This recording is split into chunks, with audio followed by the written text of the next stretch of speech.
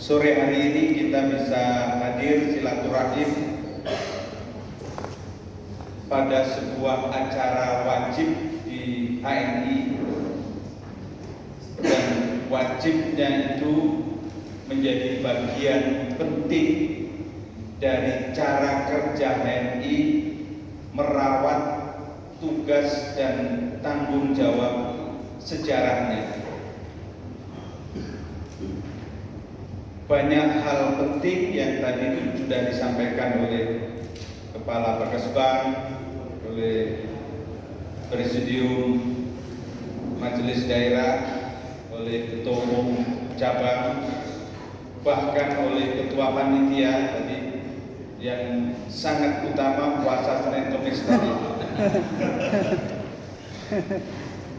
Saya akan melanjutkan itu sebagai bagian dari rangkaian semangat yang menjadi energi dari training raya ini, yang berpusat pada terminologi kader, intelektual, dan Indonesia Cita. Kader itu sesungguhnya paralel dengan apa yang disampaikan oleh Pak Saleh tadi, gizi.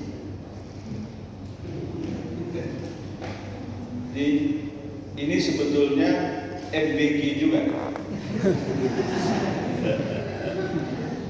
Ini majelis bergizi, tetapi sebagai sebuah gerakan, karena kader bagi himpunan adalah inti yang menggerakkan organisasi, sekaligus sumber daya yang diproses terus-menerus tanpa henti sampai tugas sejarah HNI ini tunai. Kapan tunainya? Tidak ada batasnya.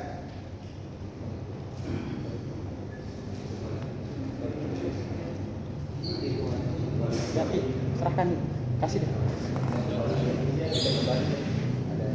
Ini keracunan.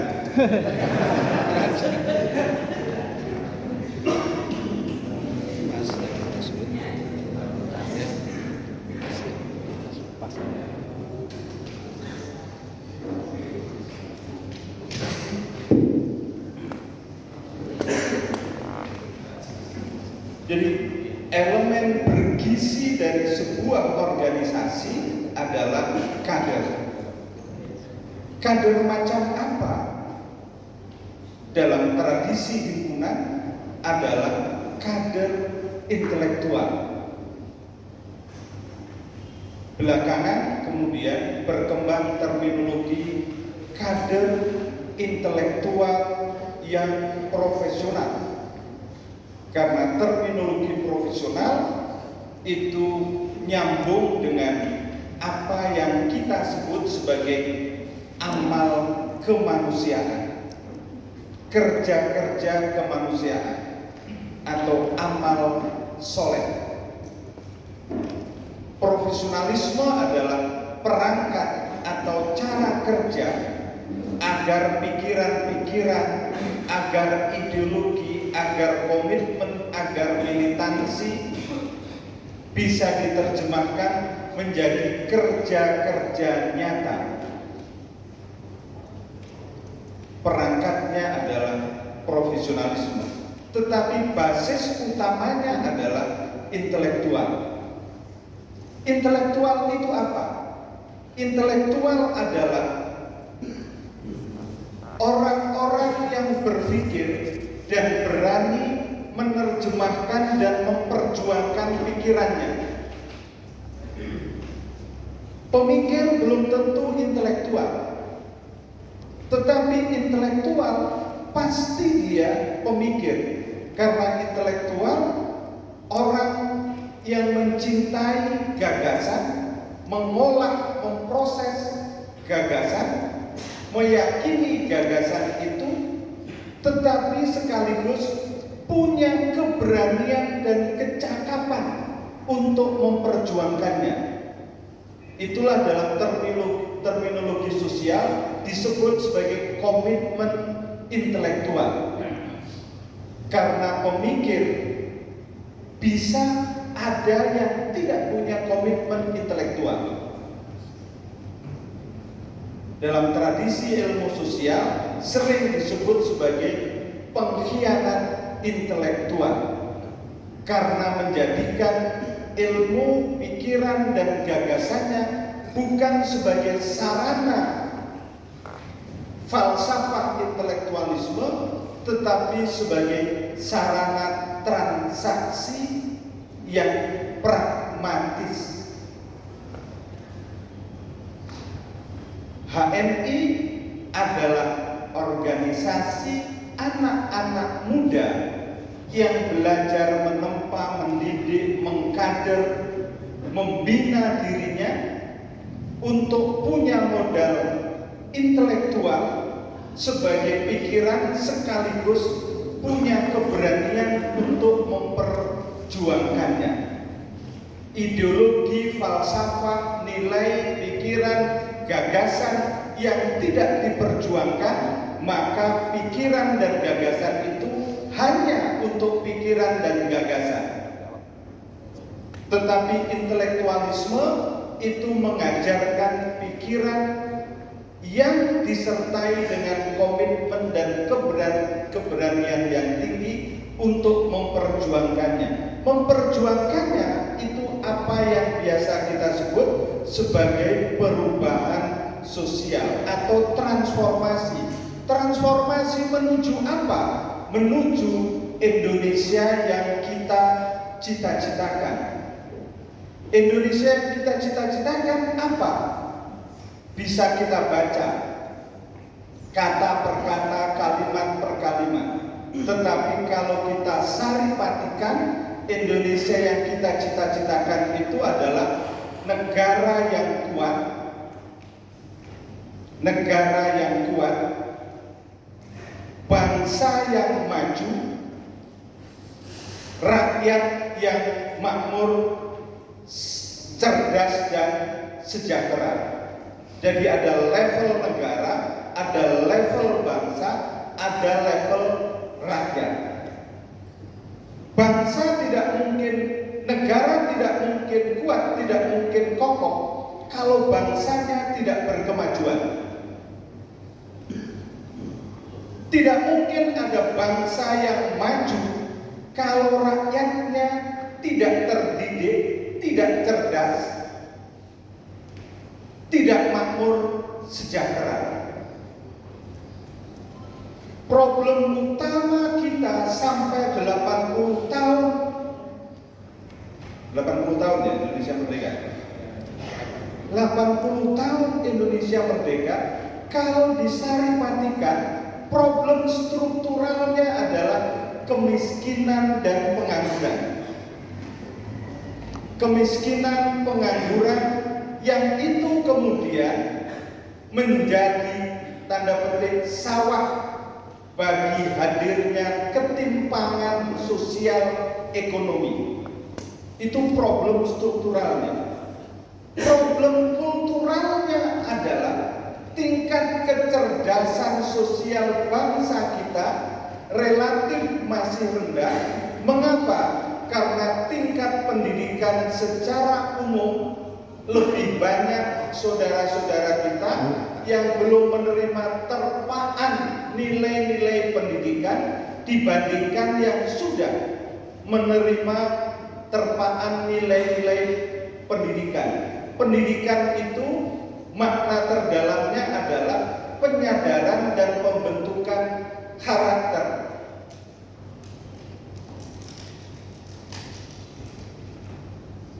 Alumni S3, S2, S1, diploma 4 sampai diploma 1 itu kurang dari 7%. Bayangkan, ini kurang dari 7%. Ditambah dengan lulusan SLTA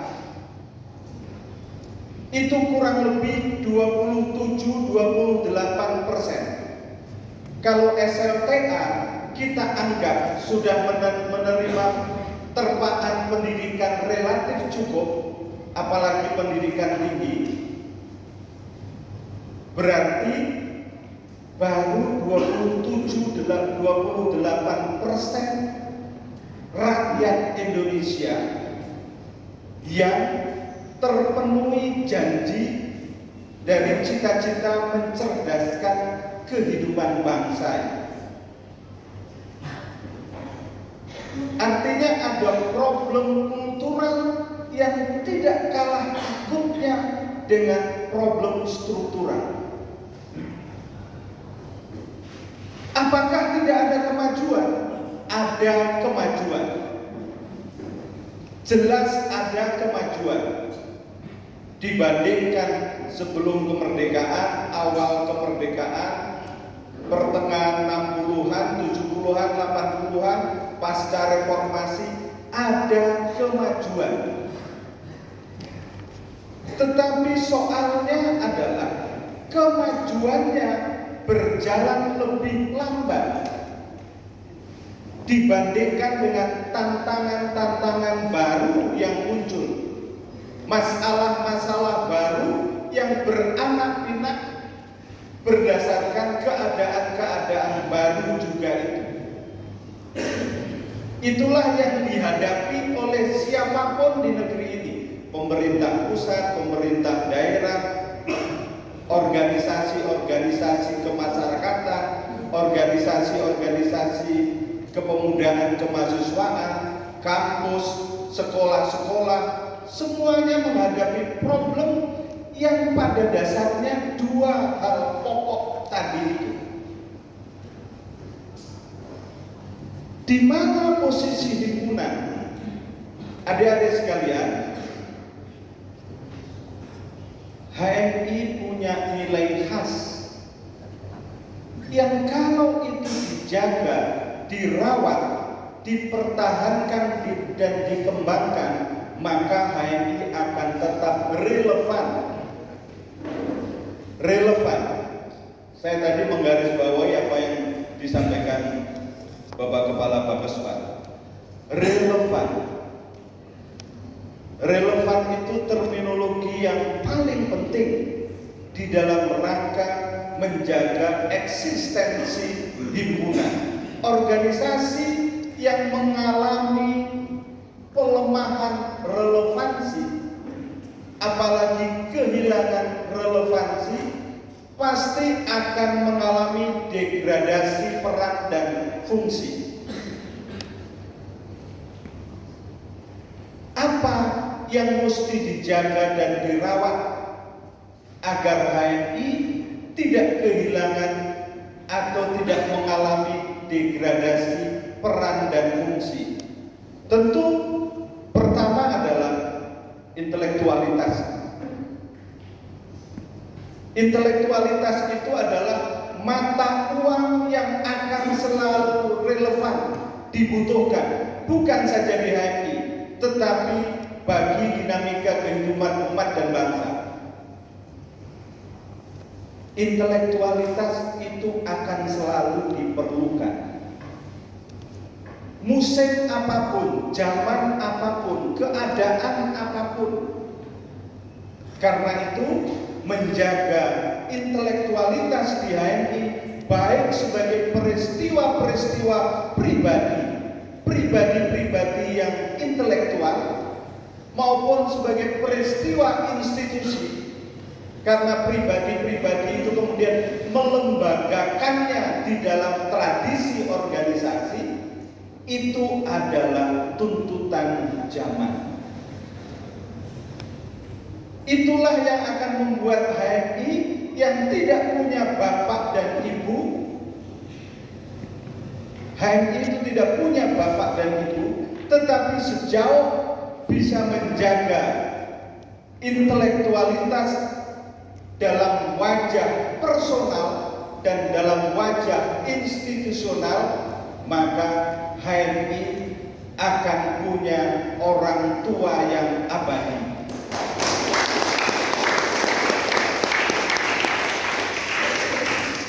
Orang tua abadi HMI itu apa? Saya menyebutnya sebagai panggilan sejarah. Panggilan sejarah itu tidak kenal periode, tidak kenal nama organisasi, tidak kenal nama tokoh-tokoh besar, tetapi kenal dengan namanya relevansi tuntutan zaman. Jadi menjaga tradisi intelektual di HMI itu maknanya menjaga nyawa HMI, karena di situ HMI tetap punya orang tua bernama panggilan sejarah.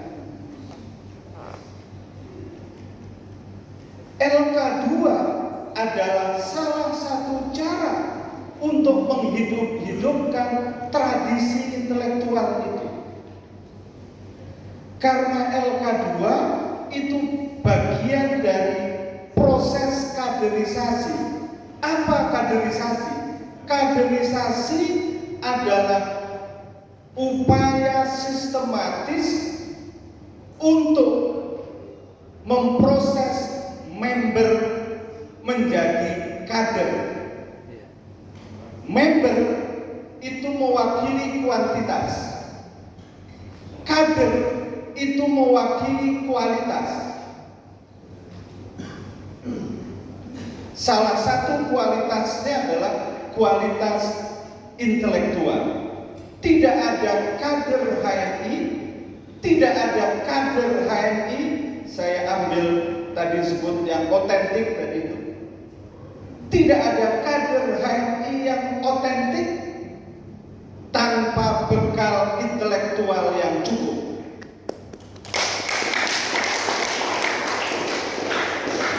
Tetapi adik-adik sekalian, otentik itu jangan dilihat sebagai hasil. Sama juga dengan kader. Kader itu mengikuti proses kaderisasi, maka otentik juga mengikuti proses. Otentik alumni LK1 tentu beda dengan otentik alumni LK2. Otentik alumni LK2 beda dengan otentiknya alumni LK3.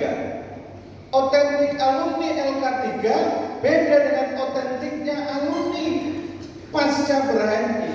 Otentik pengurus komisariat beda dengan pengurus cabang, pengurus banko di dalam menerjemahkan tugas-tugas dan panggilan kerja organisasi. Jadi otentik atau belum otentik itu proses. Tapi jangan dikaitkan dengan ijazah ini, jangan. Kalau dikaitkan dengan sertifikat kelulusan LK2, boleh. Dan jangan dikira sertifikat kelulusan LK2 itu tidak penting. Kalau ada alumni LK2 HMI cabang Selong ini kelak menjadi calon ketua umum PBHMI, pasti akan diverifikasi keaslian sertifikatmu itu.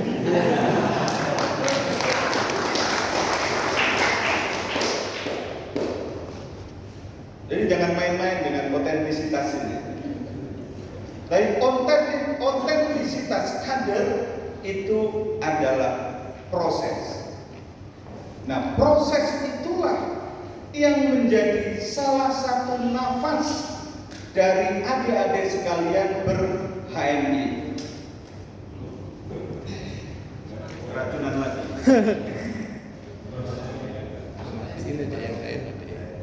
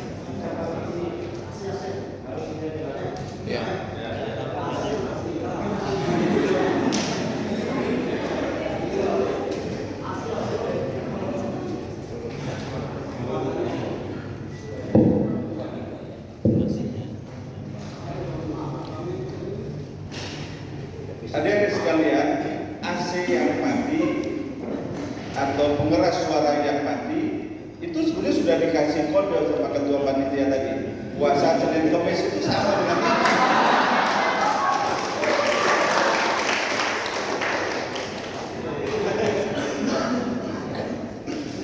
Nah, saya ingin cerita sedikit sebagai bagian dari bagaimana kita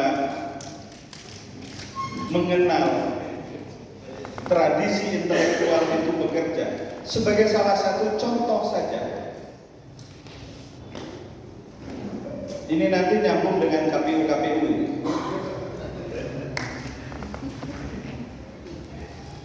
Generasi HMI sekarang kalau membaca peristiwa besar reformasi 98, situasi yang mendahului dan situasi pasca itu, pasti kenal dengan isu-isu reformasi. Yang paling adik-adik kenal tentu peristiwa tanda petik reformasi kecil kemarin akhir Agustus. Reformasi yang meletup kemudian diolah sedikit, diolah kemudian dipadamkan lagi.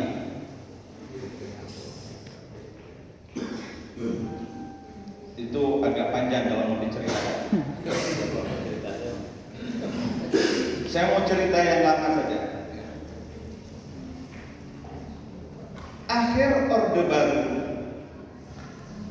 demonstrasi aktivis mahasiswa, termasuk aktivis demokrasi non mahasiswa, selalu mengangkat isu ini. Ini salah satu isu yang menjadi